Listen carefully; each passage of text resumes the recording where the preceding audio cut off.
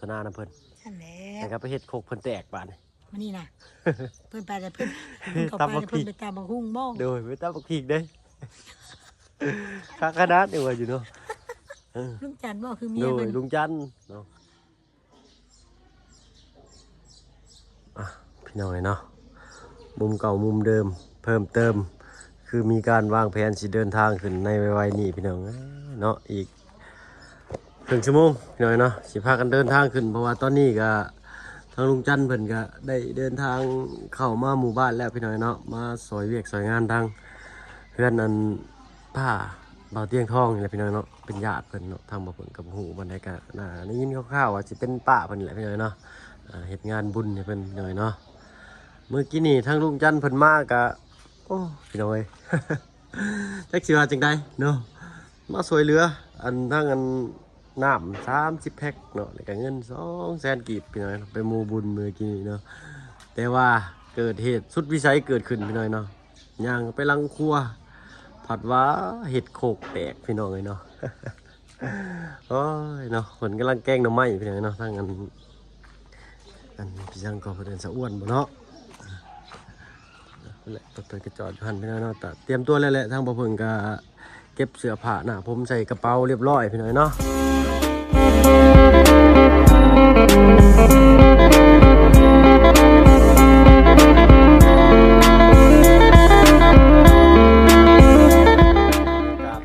สบายดีพ่อแม่พี่น้องหมู่เพื่อนกันเบิดสุขสุขคนเนาะบ่ว่าทั้ง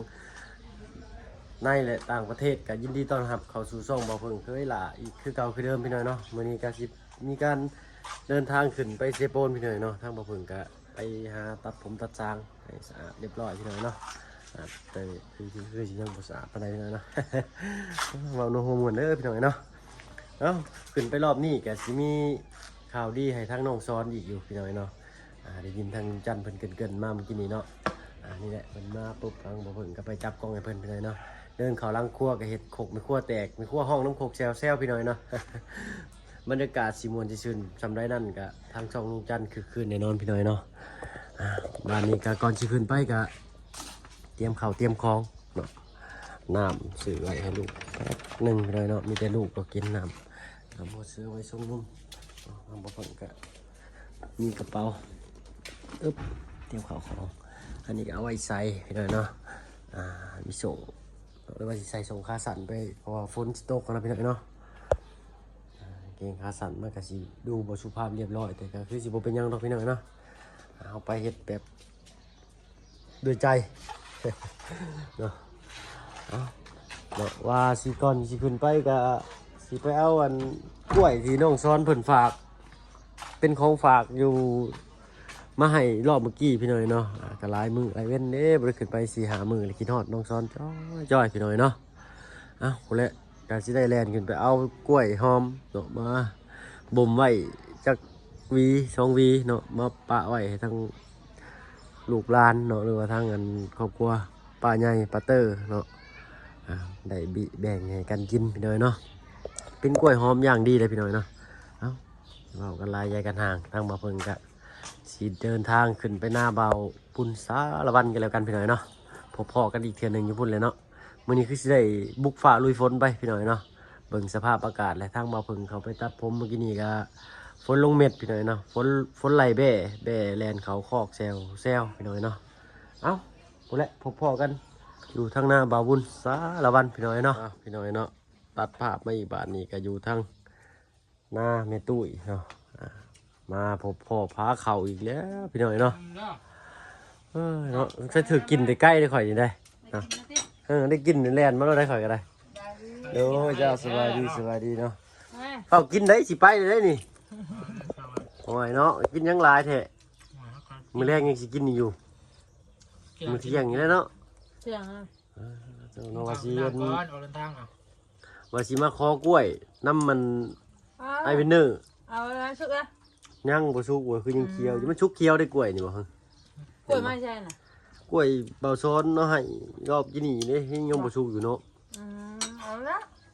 เราจะลืมแล้วต้องลืมป่ะนั่นเห็นกล้วยเขายังไม่เห็นมากล้วยยังบ่ลืมแล้วขึ้นไปหาอยู่คือลุงจันทร์ก็บ่เห็นเนาะ เห็นแต่อยู่หน้าโอ้สงสัยแหละเป็นแหละเครือเดียวอันนี้แหละว่า เนาะฝ่าฝนก็สิตกแล้วพี่น้อยเนาะ คนอยากตกไปไงกินได้ว่าจะกินได้ กินเด้อกินช่องเถื่อเลยมื้อนี้ลงบ่ทันเที่ยงนี่ เลิกไปกันเลย ลงไปซื่อๆเลยตุลงไปอันคนน้ำซอยลุงสิไปซื้อกล้องกับเพิ่นกินนี่เนาะพี่น้อยเนาะ ถามมาลงไปครับ โอ้ทางประตูเพิ่นก็พาร้านเพิ่นนอนอยู่ใต้ห่มคามพี่น้อยเนาะคือว่าเห็นนั่นเอาตีเล็กใส่รถไทยเลย แม่น เตรียมแน่ อ๋อ ลุงกันลุงมาซอย เอาช่วง ลุงทางกัน เขาอ่ะ ทางนี้บ่หรือว่าลุงทางเจ้า ทางข่อย ลุงทางแม่น้องนิ้วพี่น้อยเนาะเพิ่นมาซอยเนาะ หาเพิ่นมาไทยหน้าให้ ว่าคือมีอันกองฟอกกองโฟมสิไปแจกยังใช่น่ะในสลิงน่ะ แม่ตุ้ยสิมาผลิตโรงงาน อ๋อ ม่วง กล้วยอันมะม่วงกวนพี่น้อยเนาะมะม่วงแผ่นโตอ้าวแพ็คไปไว้เด้อสิมาอุดหนุนเนาะรอบหน้าคือสิยังเหลืออยู่ดอกเนาะฮะ กินแล้วบ้าง ขอยกินเลยเด้ขอยกิน2 รอบยังบ่ทันเที่ยงนี่ ถึงได้จะกินอ่ะ ฮะ ถึงแล้ว เก็บเขียวได้ ไปแล้วเที่ยง เที่ยงแล้วบ่นี่ถ้าก็11:00นแม่นบ่โอ้ยขอกินข้าว2 เทื่อกำลังดีใจที่ได้ฮอดเวลามันซะเนาะโอ้ยพี่น้อย หลวงพ่อยังอยากเนาะ ไปโหลด2 ปั้นไว้ติบข้าวน้อยพอดีเบิดพอดี2 ปั้นฮะ ลุงแรกหรือเปล่า ลุงบอกเพิ่นยังเงินหาซื้อโคกใส่เขาอยู่ไม่ใช่เพิ่นนี่เพิ่นบุญนะ ตำคกบ่ ตำโคกลุได้ตุตำบักพริกใส่แกงหน่อไม้นะตำข้าวเบื่อนะฮูกไงหนึ่งต้องไปคั่วห้องน้ำเซลเนาะ เรียบร้อยดิ เรียบร้อย บอกแล้วบ่ บอกอันทั้งลุงจันนี่คันบ่ได้ควงสากก็เป็นโคกแตกนะคือได้ยินแว่วๆว่าทางประเสริฐก็เฮ็ดจ้องก็เจ้าฮักบ่ มื้อดิ ว่าโอ้ตู้คักอลีอ่ะดิเนาะ มึงบุญหน้าบัดผัวให้คกแตกบ่ ฮะมืออัน หลวงพ่อจังบุเพนะเนาะว่าบ่ไปหาเราบุเพนะ กันว่า จังว่าหายเราบุเพไปจัก ว่าดอกเนาะข้าเจ้าอันเห็นอยู่จักว่าอันเพตอนนั้นเลยจ้องฮักมามันยันหมอรู้อยู่ เราบุเพ ว่านัวหัวมวนเด้อพี่น้อยเนาะอากาศก็เย็นดีขนาดทางนั้นเป็นตุยนี่ สาดดีใช่มั้ย ฝนที่ตกเด้ตกลงเม็ดเลยได้ตอนนั้นมึงหนึ่งเขาไปซิโน่นั่นเห็นอยู่ดอกรถลุงมันออกมาในทางน่ะทางปั๊มเรียบร้อยได้เก็บแต่เสา มาเลยบ่ ยังแล้ว มาเอากล้วยไปไว้ให้น้องอินเตอร์กินก่อนจักวีจักใดเนาะเพราะวันอันนั้น แล้วก็ชุก ตัวซุกมันซุกเคี้ยวจักกล้วยนี่ฮะเอาไปบ่มไปพรมไว้กันนะสิซุกเลยพี่น้อยเนาะทางลุงจันทร์เกินมากคือว่ามีข่าวดีทางน้องซ้อนอีกบ่เนาะฟังเบิ่งพี่น้อยเนาะพุ่นแหละขึ้นไปซื้อเอาอยู่พุ่นเลยเนาะเพราะว่าทางป้าเชื่อเพิ่นบ่ได้เปิดห้านพี่น้อยเนาะ เปิดดู เปิดอยู่บ่เปิดใช้เพิ่นลงไปเกินบุญเลยได้ เปิด นั่งสมาธิหอมหน่อยว่า น้ำลุงเหรอ เพิ่นจะขึ้นมาพร้อมลุงบ่ เปิดเตรียมหับเอาเลยจากเจ้าแล้ว เนาะและก็สิจัดแจ้งเบิ่งพี่น้อยเนาะเพราะว่าทางอันพี่น้ำตาลเนาะเพิ่นฝากเงินมาเนาะ 1,000 บาทพี่น้อยเนาะก็เหลืออยู่800นี่แหละเนาะก็800ก็ตีไปคร่าวๆก็500,000พอดีเนาะ500,000กีบพี่น้อยเนาะสิซื้อเครื่องใช้ของซอยในครัวเรือนไปให้ทางบ่าวน้องซอนพี่น้อยเนาะก็สิเบิ่งตามสมมาพาควรแหละพี่น้อยเนาะอันใดสมมาพาควรพอได้ใช้อันใดสิบ่ได้ใช้บ่อยก็สิจัดแจงให้เป็นประโยชน์ที่สุดพี่น้อยเนาะบ่ยากดอกเพราะว่ามีทางอันผู้นำอยู่ทั้ง2 คนพี่น้อยเนาะมีทางลุงจันทร์และทางบ่บุญสารวัตรเพิ่นผู้มีประสบการณ์เนาะการซื้อข้าวซื้อของก็แนวใดบ่ถือบ่ต้องก็ถามเพิ่นเนาะพี่น้อยเนาะก็ขอมุกขอบใจทางเอื้อยใหญ่ใจดีเพิ่นก็แล้วกันพี่น้อยเนาะ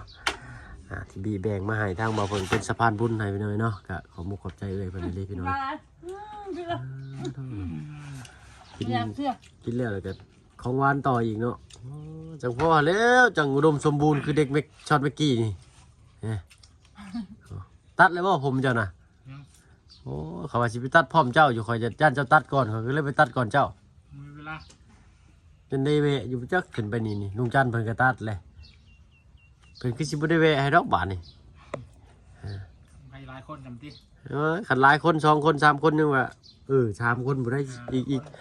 มีอันทางลุงหนวดเลยก็ทางอันค คนเล็กเนาะบ่าวบุญบ้านป่าแล้วก็บ่าวบุญสารวันรอบนี้กระทั่งลุงหนวดแล้วก็ทั้งเคยหล่า5 คนเลยพี่น้อยเนาะมื้อนี้สิเดินทางขึ้นไปเซโปนห้วย เต็มแล้ว อันหยัดหมูแล้วบาดนี่พอดีอัน เปิดแม่ก่อน เสื้อผ้า พี่อะไรนี่โอ้ แม่คนกินหนังนี่แหละ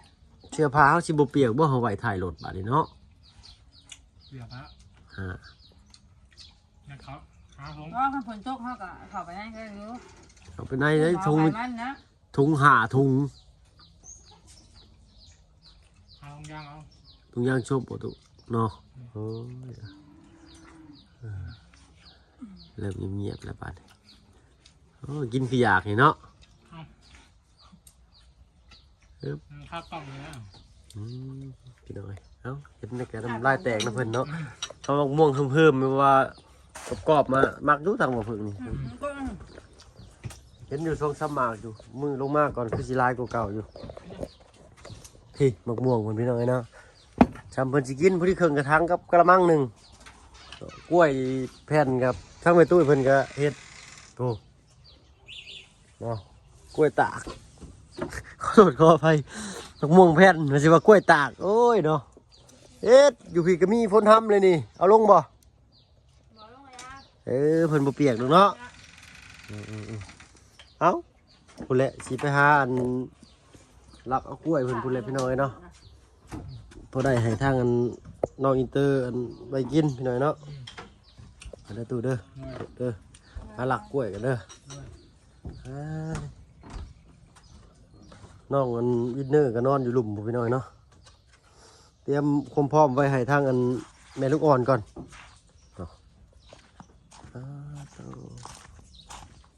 เราทั้งกับบ่ได้เดี๋ยวพี่น้อยเนาะน้องวินเนอร์สิตื่นสบายดีทางแม่ตุ้ยเนาะโดยกินข้าวกินน้ำเลยบ่ หากะมาแต่ยามพอแค่กินท่านได้กิน เห็นรถอยู่ซิโนเมื่อกี้วังหนึงนี่รถลุงจันทร์นั่นเนาะ จะไปตลาดบ่ อันไปหาเลาะตัดผมเลยแม่ตุ้ย แลเกือบฮอดตลาดอัน มาชู ตลาด เขา เช้า ใหม่แล้ว เนาะเมื่อกี้เห็นพ่อเพิ่นอยู่อัน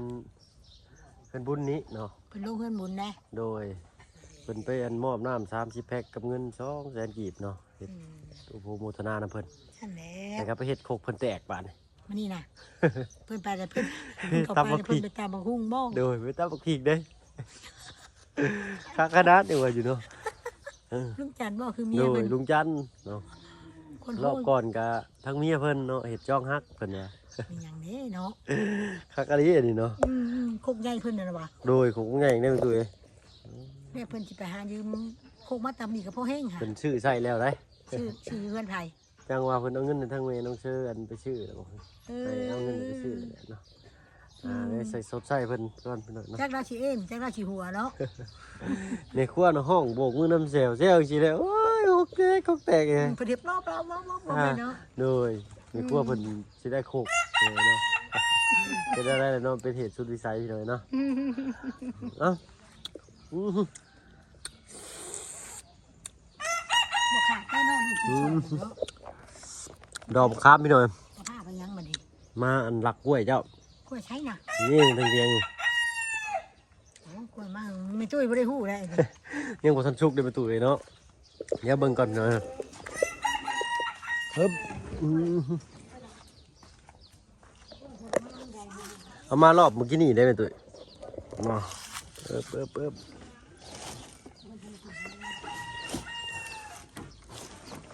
มาเลยมาเด้อ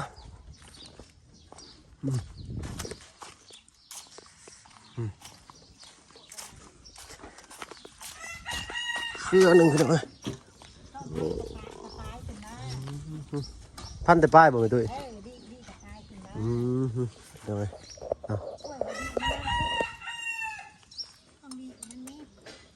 ลีป้ายนี่บ่ไหมตุ้ยสิบ่อ๋อตัดวีออกแล้วก็ลีอ๋อโดยอันนี้จะสิออกงอกอีกแล้วพี่น้อยเอามารอบกินนี่ได้ไหมตุ้ยเอามารอบเมื่อกี้นี่ได้ลงมานี่ในกะลินี่บ่นี่เนาะนี่ อ๋อเอาออกเป็นเครือเป็นวีจังซี่อ๋อเนาะเป็นวี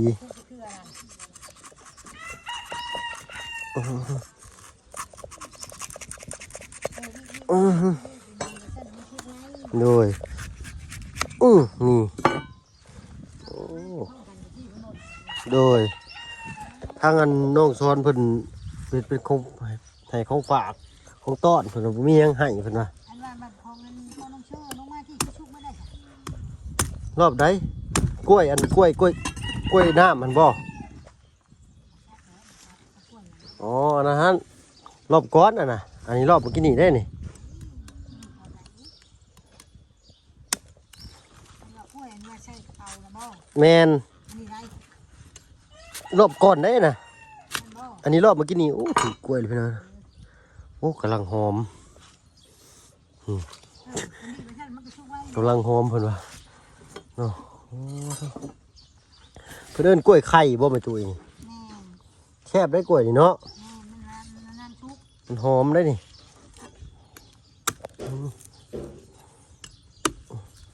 บ่มีผ้าตัดกล้วยพี่น้องเนาะต้องเป็นผ้างอๆคืออันอุ้ยทางบ้านอันเพิ่นใช้นั่นอันน่ะคือกล้วยสำหรับตัดกล้วยโดยเฉพาะอันนะพี่น้องเนาะอันนี้คือผ้าตัดไม้ตัดคงอยู่คงกินทางภาคเพิ่นสิใช้ส่วนมากเป็นผ้าตัดกล้วยเพราะว่าเพิ่นปลูกกล้วยหลายพี่น้องเนาะนี่แหละ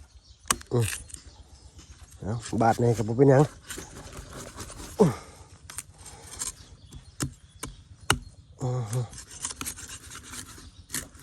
โอ้มันยังแข็งอยู่เนาะมันหักแก่แล้วแหละเนาะอ้าวนี่พี่น้องเนาะแต่จะวีเลย2 4 6วีตัวเองเนาะอ้าวขอยเสียมือ2วีขอยเอาวีงามๆแล้วขอยเลือกก่อนผมว่าได้เลือกวีขี้ลาย หน่อยเนาะเอ้าเนาะสำหรับคลิปนี้ก็มาหลักกล้วยไปตุ้ยพี่น้องเนาะก็สีชมมาพักควรเลยแหละทางอันเมน้องอินเตอร์ก็โทรนำเลยนี่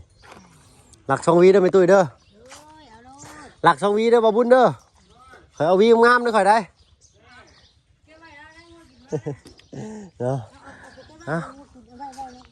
คือสิชุกเลยแหละพี่น้อยเนาะทั้งแม่น้องอินเตอร์ก็โทรนำอยู่จังว่าเพิ่นมีเวียกหยังก่อพี่น้อยเนาะเอ้าเนาะสำหรับคลิปนี้ก็คือสิขอลาลงแต่เพียงเท่านี้แหละพี่น้อยเนาะเก็บกล้วยเพิ่นก่อนซั่นวันนี้เด้อสิอุ่นเด้อจังกินไว้เนาะ2วีนี่ก็งามเด้นี่นี่ มันเหี่ยวมันชุกแต่เสียงมันหรอก ชุกนี่โอ้ยหอมแท้ๆได้กล้วยพี่น้อยเนาะ เอาแม่คุกมันมาเป็น อึ๊บจังว่าอยู่สิเอามาจากคนละต้นอยู่รอบนี้ เอาเลยมาใส่นี่เจ้าวิ่งปลูกเจ้าก็มาปลูกชวนนี่น้องนิ้วนี่ เพราะว่าให้ลูกให้หลานเบิ่งเด้อมันเคยปลูกไว้อยู่นี่สิบ่ เนาะโดยรอบนี้สิเอามาอยู่พี่น้อยเนาะพออยากได้ มาเลยมาปลูกอยู่พี่โรดอยู่หน้าเจ้าแล้วมันมีชวนนอกอยู่พง นี่สิปลูกใส่หลังเฮือนนั่นแหละข้างเล่านั่นแหละพอให้ดินบ่เจือนลงไปคูน้ำนะ งัวคนเขามากิน แม่นแม่ตุ้ยง่วงขึ้นหลายเนาะ พี่เอามาปลูกอยู่พี่ โดย ของน้องจุ๊บอันนี้ของทวิน โดยเนาะเอ้ากระสั้นก็ขอตัวลาลงแล้วพี่น้อยเนาะกลับก็เด้อไปตุ้ยเด้อสบายดีเนาะสบายดีโดยเอ้าพี่น้อยสงสัยแม่เนาะอินเตอร์มีธุระโดยเนาะกลับก็เด้อบ่บุญเด้อโดยให้มาหับบ่หรือสิขึ้นไปเองโดยเนาะอยากมาหับก็ให้ข่อยเนาะเอ้ยมาหับก็บ่ได้เอ้ยพี่น้อยเนาะไม่ได้เวลาสมมาพอควรอีกรอบที่2ที่3นั่นนี่ก็ได้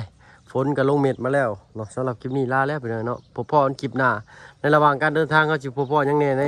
ทีมงาน3เคยเฮาก็รุ่นไปนำกันพี่น้อยเนาะลาแล้วเอาเป็นว่าสบายดีพี่น้องเนาะ